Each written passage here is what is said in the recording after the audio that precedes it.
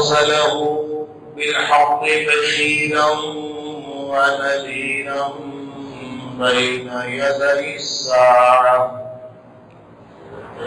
فمن يطع الله ورسوله فقد رشد واهتدى ومن يعص الله ورسوله فقد ضل وغوى فإنه لا يضر إلا نفسه ولا يضر الله شيئا نسأل الله ربنا أن يجعلنا ممن يطيعه ويطيع رسوله ويتبع رضوانه ويجتنب سخطه فإنما نحن به بلاء أما بعد فإن خير الحديث كتاب الله وخير الهدي هدي محمد صلى الله عليه وآله وسلم وشر الأمور محدثاتها وكل محدثة بدعة وكل بدعة ضلالة وكل ضلالة في النار فأعوذ بالله السميع العليم من الشيطان الرجيم من همزه ونفخه ونفثه بسم الله الرحمن الرحيم ما كان محمد أبا أحد من رجالكم ولكن رسول الله وخاتم النبيين وكان الله بكل شيء عليما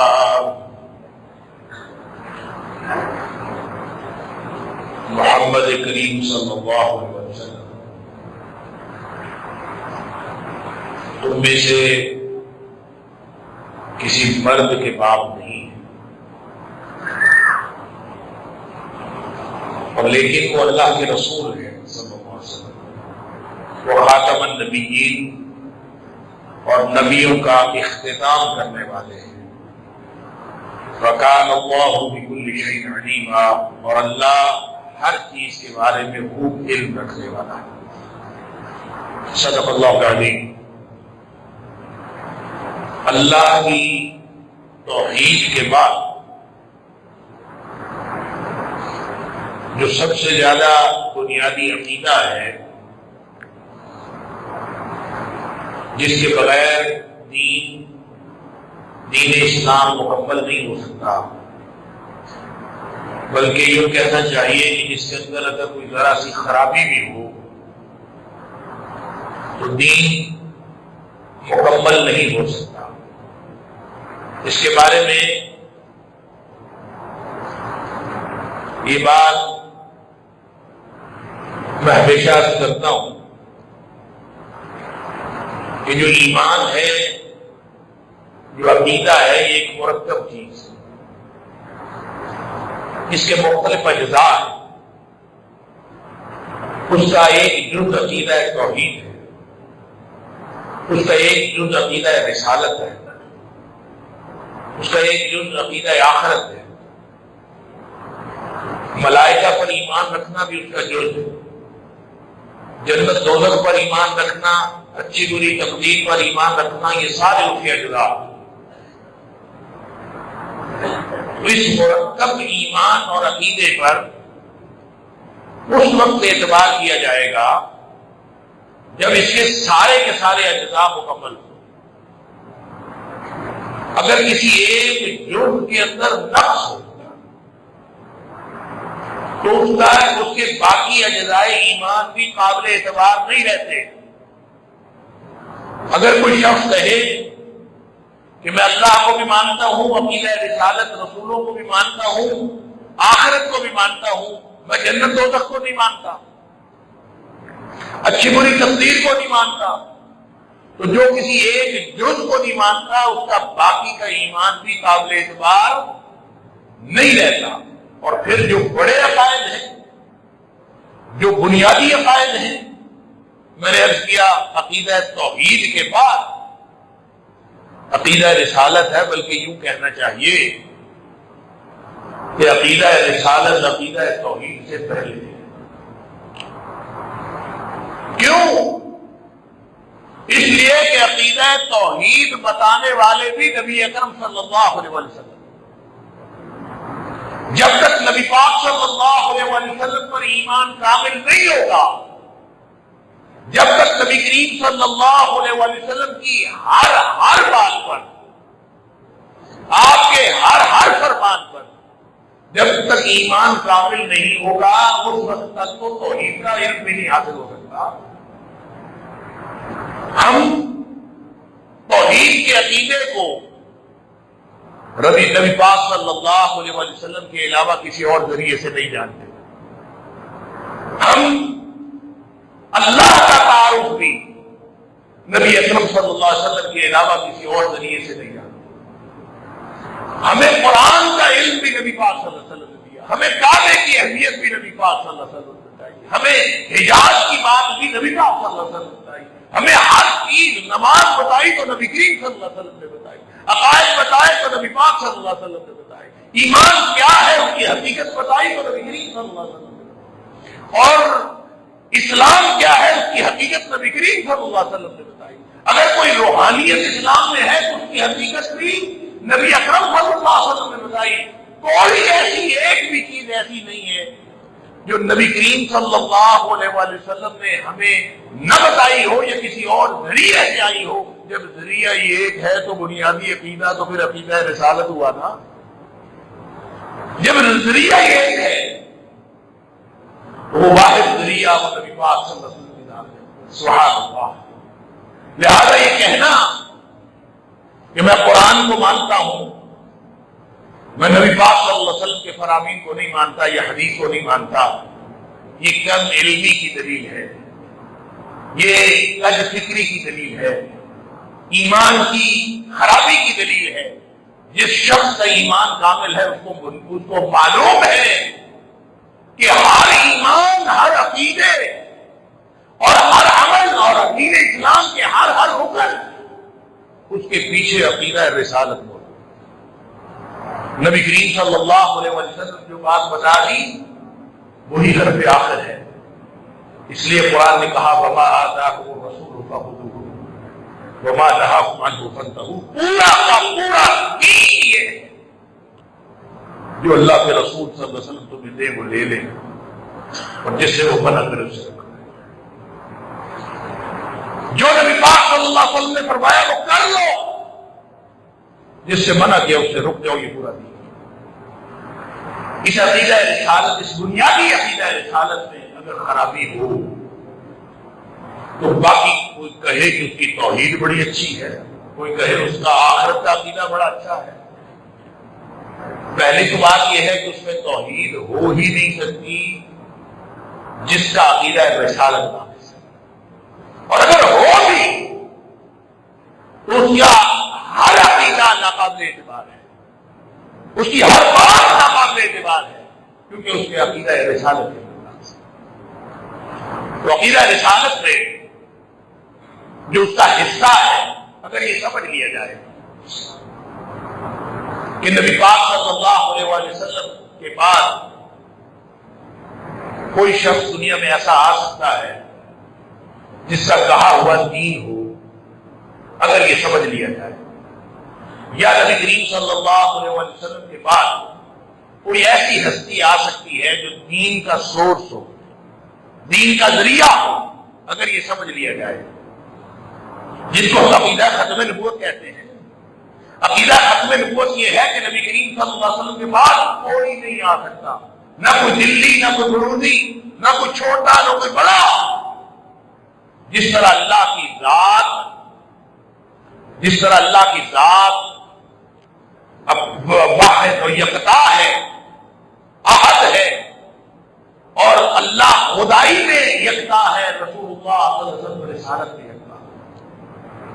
اور جب تک کوئی شخص یہ نہ مانے اس وقت تک اس کا عقیدہ رسالت مکمل نہیں، اور عقیدہ رسالت اگر مکمل نہیں ہے اور وہ یہ سمجھتا ہے کہ اس کے بعد میں کوئی آ سکتا ہے، تو اس کا مطلب یہ ہے کہ دین کا سورس رکا نہیں ہے، بند نہیں ہوا، دین کا سرچشمہ بند نہیں ہوا، یہ تو دین تو پھر جاری رہے گا۔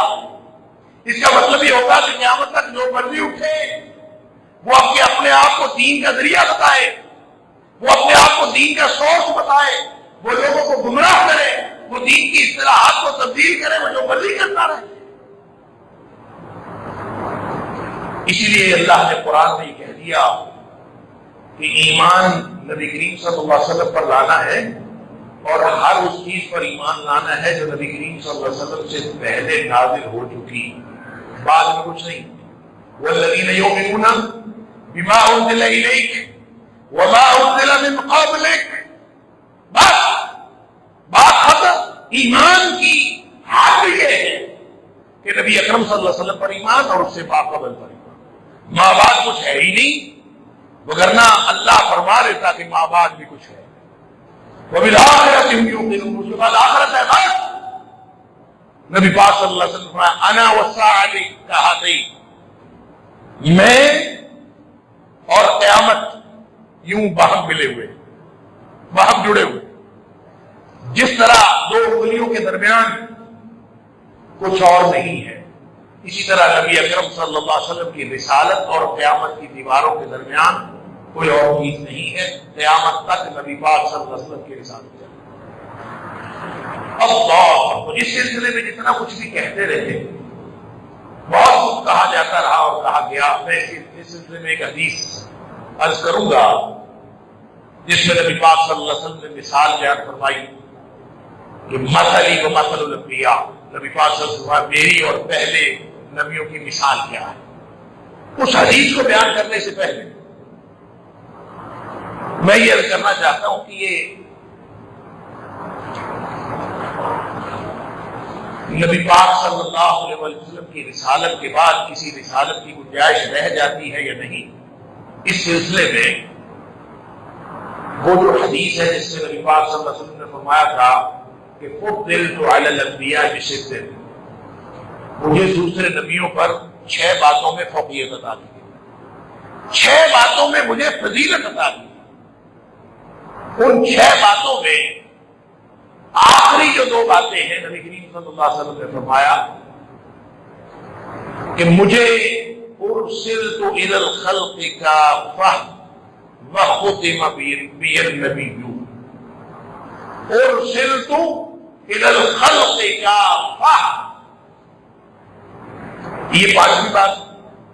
اور 6ٹھی بات یہ ہے وختم بی النبیون، نبی پاک صلی اللہ علیہ وسلم فرماتے ہیں کہ مجھے ساری مخلوق کی طرف رسول بنا کے بھیجا گیا ہے، اور فرمایا اور میرے اوپر نبوت کا خاتمہ کر دیا، نبوت کا اختتام۔ یہ آخری 2 باتیں۔ لیکن ختم بی النبیون سے پہلے جو بات فرمائی ارسلت الی الخلق کافۃ، اس کو اگر ہم سمجھ جائیں تو عقیدہ رسالت کی اس سے عمدہ تشریح نہیں ہو سکتی۔ نبی کریم صلی اللہ علیہ وسلم ساری انسانیت کے لیے رسول ہیں۔ وما ارسلناک الا کافۃ للناس، ہم نے آپ کو سارے کے سارے انسانوں کی طرف رسول بنا کے بھیجا۔ تبارک الذی نزل الفرقان علی عبدہ لیکون للعالمین نذیرا، ہم نے آپ کو سارے جہانوں کی طرف ڈرانے والا بنا کے بھیجا۔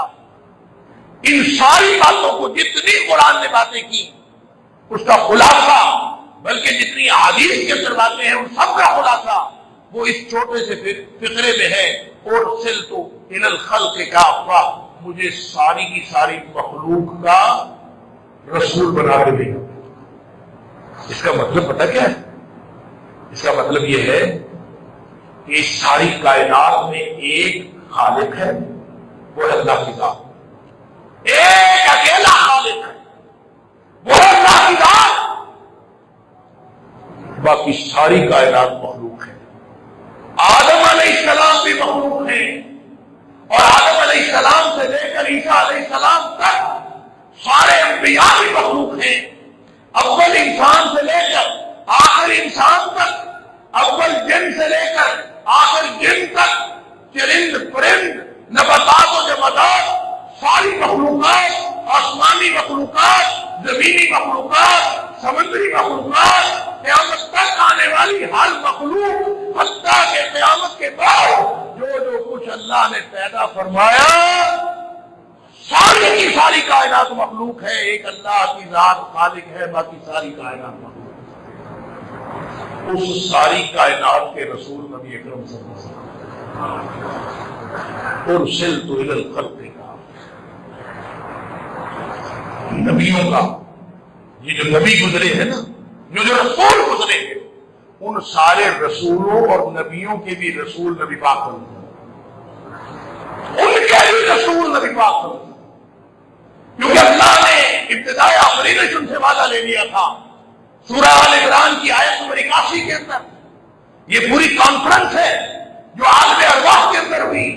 اللہ نے فرمایا، سارے نبیوں کو بلایا، اور نبیوں میں تمہیں کتاب دوں گا، لما آتیتکم کتاب و حکمہ، میں تمہیں رسول بھی دوں گا، رسالت بھی دوں گا، کتاب بھی دوں گا، حکمت بھی دوں گا، سب کچھ تمہیں جب میں عطا کر دوں، پھر تمہیں خبر ملے کہ میرا ایک رسول آ گیا ہے۔ جب تمہیں خبر ملے کہ رسول اللہ صلی اللہ علیہ وسلم تشریف لے آئے ہیں، ان کی خبر مل جائے، لَتُؤْمِنُنَّ بِهِ وَلَتَنْصُرُنَّهُ، تمہارے اوپر پابندی ہے کہ اس پر ایمان بھی رکھنا ہے اور اس کی مدد بھی کرنی ہے، اس پر ایمان بھی رکھنا ہے، اس کی مدد بھی کرنی ہے۔ کس سے پوچھا جا رہا ہے، کس سے کہا جا رہا ہے؟ نبیوں سے۔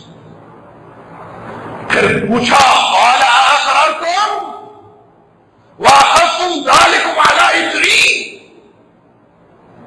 کیا یہ وعدہ کرتے ہو، اقرار کرتے ہو، اور میری طرف سے ذمہ داری کے طور پر اس کو قبول کرتے ہو؟ قَالُوا أَقْرَرْنَا وَشَهِدْنَا، سب نے کہا کہ ہم اقرار بھی کرتے ہیں، ہم گواہی بھی۔ یہ کانفرنس ہو چکی، سارے انبیاء سے وعدہ یہاں آنے سے پہلے لیا جا چکا، اللہ نے قرآن میں بتا دیا۔ اللہ، تورات کا چھوٹا سا کو ٹکڑا عمر فاروق رضی اللہ تعالیٰ کو ملا کہیں سے، عمر فاروق رضی اللہ تعالیٰ اس کو دیکھنے لگے، کیا ہے؟ نبی پاک صلی اللہ علیہ وسلم کی نگاہ پڑ گئی۔ عمر کیا پڑھ رہے؟ اللہ کے رسول صلی اللہ علیہ وسلم تورات کا ٹکڑا ہے، چہرہ سرخ ہو گیا۔ تم تورات پڑھتے ہو، تمہیں معلوم ہے تورات والا نبی موسیٰ علیہ السلام، وہ اگر خود بھی آ جائے میری تابع داری کے بغیر، میری فرما برداری کے بغیر موسیٰ علیہ السلام کی نجات بھی نہیں ہو سکتی۔ تو نبی اکرم صلی اللہ علیہ وسلم ارسلت الی الخلق کافۃ، ایک اللہ کی ذات کو چھوڑ کر باقی ساری کائنات کے نبی اکرم صلی اللہ علیہ وسلم ہیں، تو پھر کسی اور نبی کی گنجائش بچتی ہے؟ نبی پاک صلی اللہ علیہ وسلم کے تشریف لانے کے بعد نہ کسی جھوٹے کی، نہ کسی لنگڑے کی، نہ کسی لولے کی، نہ کسی چھوٹے کی، نہ کسی بڑے کی، قیامت تک کوئی گنجائش بچتی نہیں ہے، بلکہ قیامت کے بعد بھی کوئی گنجائش نہیں بچتی۔ اللہ اکبر، کیونکہ ساری مخلوقات ان کے نبی محمد کریم صلی اللہ علیہ وسلم۔ لیکن کیا ہے کہ نبی پاک صلی اللہ علیہ وسلم نے فرمایا جھوٹے تو آتے رہے، ہر دور میں جھوٹے آتے رہے۔ نبی پاک صلی اللہ علیہ وسلم کی حیات طیبہ میں لوگوں نے نبوت کا اعلان کر دیا۔ مسیلمہ کذاب، اسود عنسی، انہوں نے نبی پاک صلی اللہ علیہ وسلم کی حیات طیبہ میں نبوت کا اعلان، اس سے بڑا جھوٹا کوئی ہو سکتا؟ صحابہ کرام نے جنگ کی ہے ان کے خلاف, شہادتیں پیش کی ہیں, ان کے خلاف جنگ کی, اس لیے کہ جو نبوت کا اعلان کرتا ہے اور جو اس کا پیروکار ہوتا ہے وہ دین کا سب سے بڑا دشمن ہوتا ہے, اس لیے ان کے خلاف جنگیں. نبی پاک صلی اللہ علیہ وسلم فرمایا قیامت تک میری امت کے اندر ایسے جھوٹے پیدا ہوتے رہیں گے, دجالون کذابون, قیامت تک میری امت کے اندر جھوٹے, دجال, دھوکہ دینے والے, دجل و فریب کرنے والے, کذابون, جھوٹے پیدا ہوتے رہیں گے. قریب من 30 کے قریب, 29, 30, 31 بھی ہو سکتے ہیں, اراؤنڈ 30 کے قریب فرمایا جھوٹے پیدا ہوتے رہیں گے, اور میری امت کے اندر جھوٹے نبی, اور کلہم یزعم انہ رسول اللہ, ہوں گے دجال, ہوں گے کذاب, لیکن ان میں سے ہر ایک کہے گا میں اللہ کا رسول ہوں. نعوذ باللہ من ذالک. لہذا اس ساری گفتگو کرنے کا, آج خاص طور پہ آج کے جمعے میں یہ گفتگو کرنے کا جو موقع ہے وہ آپ سن لیجیے, آپ لوگوں کو معلوم ہوگا, جن کو نہیں معلوم وہ سن لیجیے. 7 ستمبر 1974 اس کو پاکستان کی تاریخ میں اور مسلمانان عالم کی تاریخ, خاص طور پر پاکستان اور برصغیر کے مسلمانوں کی تاریخ اور عمومی طور پر سارے دنیا کے مسلمانوں کی تاریخ میں انتہائی اہم دن کی حیثیت حاصل ہے. 7 ستمبر 1974 کیا ہوا تھا؟ کیا ہوا تھا کہ پاکستان کی پارلیمنٹ سے باقاعدہ اس کو, وہ پارلیمنٹ میں بھی ایسے نہیں ہے کہ پارلیمنٹ اٹھی اور اس نے کافر قرار دے دیا, ایسا نہیں ہوا. آپ لوگوں کو شاید اس کا بیک گراؤنڈ معلوم ہو. 22 مئی 1974 کو چند طلبہ کا ایک وفد جا رہا تھا, ایک گروپ, ایک ٹرپ جا رہا تھا مری کی طرف. وہ ملتان سے غالباً چلے تھے اور وہ سیر کرنے کے لیے پنڈی کی طرف ان کا وہ ٹرین پہ جا رہے تھے. جب ربوہ کے قریب سے, وہ یہ ربوہ کے ریلوے اسٹیشن سے چلتی ہے ٹرین, تو کہتے ہیں وہاں پہ کچھ قادیانی جو ہیں وہ قادیانی لٹریچر تقسیم کر رہے تھے. جب طلبہ نے دیکھا کہ یہ قادیانی لٹریچر تقسیم کر رہے ہیں تو انہوں نے ختم نبوت کے نعرے لگانے شروع کر. انہوں نے ختم نبوت کے نعرے لگائے اور ان کو, ان کے لٹریچر کو روکنے کی بھی کوشش کی. بہرحال کسی بڑے دنگے فساد سے معاملہ بچ گیا, ٹرین چلی گئی اور یہ لوگ اپنے سفر پر روانہ ہو گئے. 29 مئی کو یہ لوگ واپس آ رہے تھے, ٹھیک 7 دن بعد, ایک ہفتے بعد یہ لوگ واپس آ رہے تھے. تو کوئی ایسا آفیسر تھا ریلوے میں جو قادیانی تھا, اس نے ان کے ڈبوں کے اوپر, جن ڈبوں کے اندر وہ اسٹوڈنٹ بیٹھے تھے, ان ڈبے کے اوپر نشانات لگا دی اور نشانات لگا کے ساتھ وہ ڈبے والوں کو اطلاع کر دی کہ اس ڈبے میں وہ بیٹھے ہیں. لہذا وہ پہلے سے تیار تھے. جو ہی یہ ریلوے اسٹیشن پر ٹرین پہنچی تو وہ ان سب لوگوں نے وہ اسلحہ لے کر, پستول, بندوقیں, چھریاں, ڈنڈے, ہر چیز کے اسلحے سے وہ مسلح تھے, انہوں نے طلبہ کے اوپر حملہ کیا. اور وہ حملہ اتنا شدید تھا کہ انہوں نے کھڑکیاں توڑی اور وہ اندر گھس گئے اور طلبہ کو اتنا غضب کیا, اتنا مارا کہ وہ شدید زخمی ہو گئے اور ان کو گویا کچل کے رکھ. اور باوجود اس بات کے کہ ٹرین چلنے کا ٹائم ہو گیا اور وہ ٹرین کا جو ڈرائیور تھا اس نے ٹرین بھی نہیں چلائی یا چلنے نہیں دی گئی, تو خوب انہوں نے تسلی کے ساتھ ان کو مارا. یہ ہے وہ آغاز. ویسے تو ختم نبوت کی تحریک کئی دہائیوں سے جاری تھی, لیکن یہ جو فائنل آخری مرحلے کا آغاز ہوا ہے وہ یہ ان طلبہ کی قربانی ہے. ان طلبہ کی قربانی کے بعد اسی دن پھر پورے پاکستان کے اندر علماء نے تحریک کا آغاز کر دیا. پھر 14 جون 1974 کو پورے پاکستان میں ہڑتال کا اعلان کر دیا گیا. اللہ حاضر قیاس پھر یہ تحریک بڑھتی بڑھتی آگے چلتی چلی گئی اور پھر جا کے اس وقت کی جو قومی اسمبلی تھی اس میں اپوزیشن نے ایک تحریک پیش کر دی کہ ان قادیانیوں کو کافر قرار دے دیا. وہ پورا مقدمہ تھا. اس مقدمے کو سننے کے لیے عام طور پر جو قومی اسمبلی کا یا پارلیمنٹ کا بزنس ہوتا ہے وہ یہ ہوتا ہے کہ وہ ایسا کوئی بھی بل وہ قومی اسمبلی سے یا پارلیمنٹ سے پاس ہونے سے پہلے کسی کمیٹی کو بھیج دیا جاتا. انہوں نے کمیٹی کو بھیجنے کی بجائے پوری کی پوری قومی اسمبلی کو کمیٹی قرار دے دیا, پوری پارلیمنٹ کو کمیٹی قرار دے دیا کہ یہ پوری کی پوری پارلیمنٹ کمیٹی ہے, یہ اس کیس کو سنے گی اور اس پر فیصلہ کرے گی. لہذا اس پر جو ہے ملت اسلامیہ کی طرف سے ایک پورا مقدمہ, ایک ان کے نقطہ نظر کے طور پر ایک ڈاکومنٹ پیش کر دیا گیا. علماء نے اپنی اپنی رائے دی, قادیانیوں کو پورا موقع دیا گیا, یہ لوگ آئے, ان کے سامنے سوال رکھے گئے, ان کے لاہوری گروپ کو بھی موقع دیا گیا, ان کے جو قادیانی گروپ تھا اس کو بھی پورا گروپ دیا گیا موقع. انہوں نے اپنے اپنے دلائل پیش کیے. 2 مہینوں میں 28 اجلاس ہوئے اس کمیٹی کے, اور اللہ تعالیٰ جس سے کام لینا چاہے اللہ تعالیٰ اس سے کام لے لیتا ہے. اللہ اکبر. اس وقت کا وزیر اعظم جس کو پاکستان میں مختلف تناظروں میں دیکھا جاتا ہے, لوگوں کو معلوم نہیں کہ اس کے نامہ اعمال میں کوئی اور نیکی بھی ہے کہ نہیں, لیکن کم از کم یہ ایک نیکی ایسی ہے کہ ہم یہ سمجھتے ہیں ہو سکتا ہے صرف اس نیکی سے اللہ تعالیٰ اس کی مغفرت فرما. گرفتار ہے جھٹو, یہ اتنا بڑا اللہ تعالیٰ جس سے چاہے کام لیتا. لہذا 7 ستمبر کو 4:35 پر یہ فیصلہ سنایا گیا کہ بالآخر یہ قادیانی جو ہیں یہ کافر قرار دے دیے گئے, غیر مسلم اقلیت قرار دے دی گئی. یہ اقلیت نہیں ہے, یہ اقلیت نہیں ہے, یہ غیر مسلم اقلیت ہے.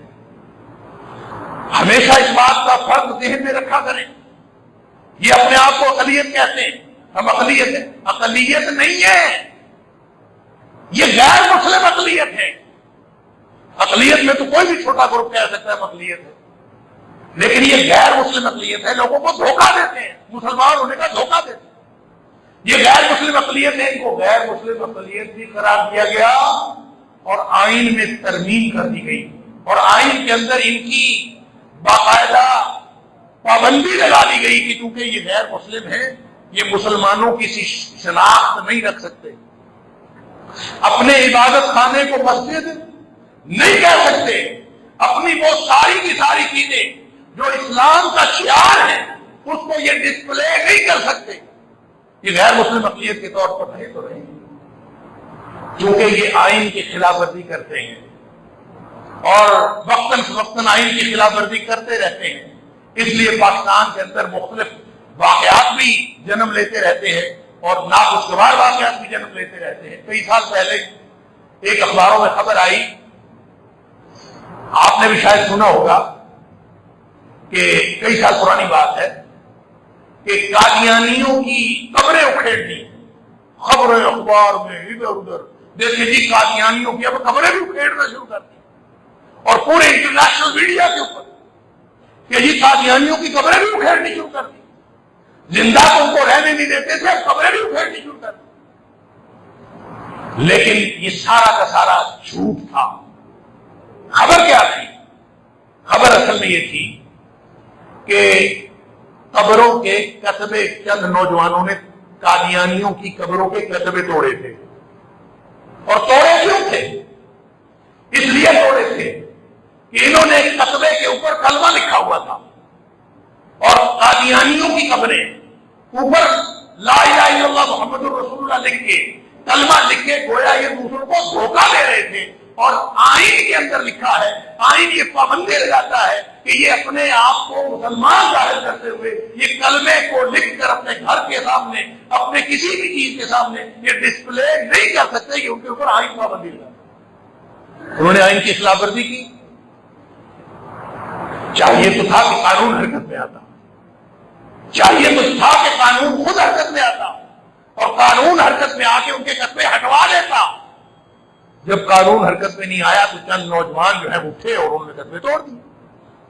لہذا یہ کبھی نہ سمجھے کہ اگر یہ آئین کی پابندی کرے، اگر یہ آئین کی پابندی کرے اور آئین کے تحت اپنا جو بھی ان کا غیر مسلم اقلیت کے طور پر حق ہے وہ اپنا حق لے، جس طرح دیگر غیر مسلم ہے اسی طرح یہ بھی غیر مسلم اور غیر مسلم اقلیت کے طور پر یہ اپنا حق لیں، تو ان کو پاکستان میں نہ رہنے سے کوئی روکتا ہے، نہ ہی اس کے اوپر کوئی پابندی لگاتا ہے. اس کے اوپر جو آئین نے پابندیاں لگائی ہیں ان کو چاہیے کہ وہ آئین کی پابندیاں قبول کریں اور ان پابندیوں کو کے مطابق اپنے آپ کو پابند رکھیں. یہ پچھلے دنوں آپ نے سنا ہوگا مبارک ثانی کیس سپریم کورٹ کے اندر گیا، وہ بھی کیس یہی تھا. اس کیس کے پیچھے بھی اصل میں یہی، یہ قادیانی قرآن مجید کا ترجمہ اپنی مرضی سے کر کے پھر وہ پبلش کر کے پھر وہ لوگوں کو تقسیم کر رہے ہیں. اس بات سے ان کو روکا گیا، اس کے اوپر مقدمہ بنا، کرتے کرتے سپریم کورٹ میں گیا. سپریم کورٹ میں وہ مبارک ثانی جو تھا، جو 2 سال سے یا 3 سال میں سے کتنے سالوں سے قید میں تھا، اس کی ضمانت لے لی سپریم کورٹ میں چیف جسٹس نے. اس پر پاکستان کے اندر، پاکستان کے مسلمانوں کے اندر ایک دفعہ پھر پریشانی پیدا ہوئی اور اس پریشانی نے، اللہ کا شکر ہے، اس پریشانی نے پھر ایک تحریک کی شکل اختیار کی اور سپریم کورٹ جو ہے وہ اپنے فیصلے پر نظر ثانی کرنے کے لیے تیار ہو اور پھر اس میں سے وہ چیزیں ان کے فیصلے سے حذف کی گئی. ایک دفعہ پھر سپریم کورٹ نے علماء کو دعوت دی، علماء آئے، اپنا اپنا موقف پیش کریں. پاکستان کی ساری جو دینی جماعتیں ہیں ان کے نمائندے گئے یا وہ خود گئے، انہوں نے جا کے اپنا موقف پیش کیا. اللہ کے فضل سے جو آخری فیصلہ حتمی ہوا وہ آئین کے مطابق ہوا ہے. یہ پاکستان کے آئین کے مطابق ہوا ہے، ہماری دینی اور ایمانی جو امنگیں ہیں اس کے مطابق. اس لیے ذمہ داری ہماری یہ بنتی اس عقیدے کو اور اس مسئلے کو عام مسئلہ نہ سمجھیں. یہ رفع ذہن آمین والا مسئلہ نہیں ہے کہ رفع ذہن اور آمین کرنے سے نماز ہو جاتی ہے کہ نہیں ہو جاتی، یہ مسئلہ نہیں ہے. یہ ایمان کا مسئلہ ہے، یہ بلکہ ایمان کی بنیاد کا مسئلہ ہے. اس پر کبھی کمپرومائز نہ کریں. ہمارے بچے تو شاید یہ سمجھنے سے قاصر ہیں کہ یہ قادیانیوں کے ساتھ ہمیں مسئلہ کیا. لوگ سمجھتے ہیں جیسے دوسری ہمارے مسئلے کی گروہ ہے اسی طرح یہ بھی ایک گروہ ہے، اور قطعی یہ مسلمانوں کا گروہ نہیں ہے. ان کے اب تو کوئی 11-12 گروہ بن چکے.